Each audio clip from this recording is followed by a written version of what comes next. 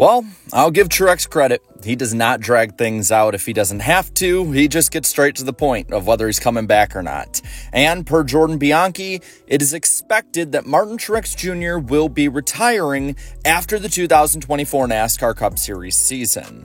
And this also coincides with the fact that Martin Truex Jr. has a press conference tomorrow, as of recording this, Friday the 14th. And before we go into the question of who takes over the 19 and maybe why certain people would be higher prospects than others, I do want to look back on Truex. Firstly, this season has been a disappointment, even though he's been really damn good. Truex has been one of the fastest guys out there every week. The guy maybe not being at the top of his game, but damn near to the top of his game every week is something that a lot of old school and older fans really are liking to see. And with that, though, because of letting wins just somehow slip out of his grasp and his team's grasp, he has been very unhappy, and he's been uncharacteristically angry for Truex standards outside the car and even in his actions. The Richmond moment for me is one of the biggest to look at when it comes to Truex just not looking like himself in that way.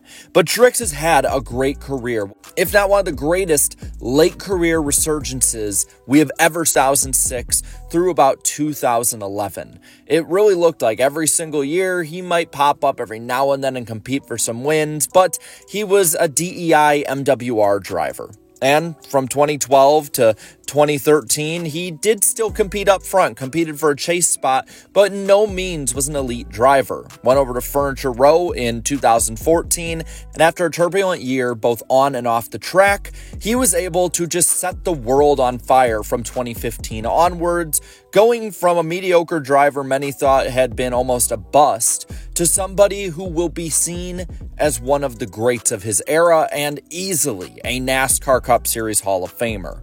He had, in my opinion, a season that could literally win a championship in any of NASCAR's different points formats. And with that, he has been underappreciated for how good he's been as well, as he was one of the only drivers in the 2010s who could compete with guys like Jimmy Johnson or Jeff Gordon early on, or guys like Kevin Harvick and Kyle Busch. And he's the last one left from then who is still elite well into his 40s. So to that, I want to say, Martin, thank you for all you've done for the sport and also for how damn good you've been in the later part of your career. But now for the big questions. The biggest one being who takes over the 19 and maybe does it get rebranded to the 18? After all, the 19 number has only been with Joe Gibbs Racing in the Cup Series since 2015. It's, yes, been almost a decade by the end of this year, but you also look and the 20 has been there much longer, the 11 has more history with Denny Hamlin, and the 18 is the flagship number, similar to Hendrick Motorsports with the 5 that they brought back in recent years.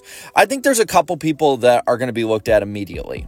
Chase Briscoe, for instance, he is the leading candidate to take over this car. He brings sponsorship money, he brings a lot of talent, he has won races before, especially in the Xfinity Series, and at the moment, he is one of, if not the top free agent on the market. He is the only one from Stewart-Haas Racing that's competitively points-wise going for a playoff spot, and you would think that being in a better ride like Joe Gibbs Racing could lead to him being maybe not elite like Truex, but maybe a top 10 in points driver perennially.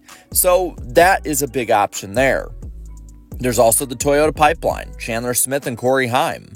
Both of these young drivers are in that pipeline, and while needing sponsorship, they both have impressed in different ways. Heim is closer linked to 2311 at the moment, but Chandler Smith is somebody who's competing for an Xfinity Series championship, and I think has immensely improved this year in doing so. So those two would be good options. It's just a matter of, well, what kind of surroundings do they have?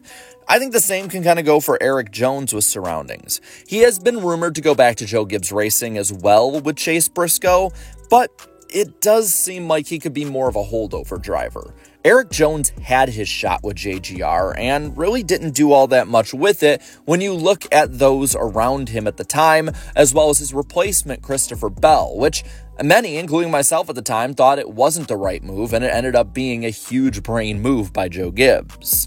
Jones, though, is a talented driver, and he's had flashes with the Petty team turned into Legacy Motor Club, but overall has still floundered with that team.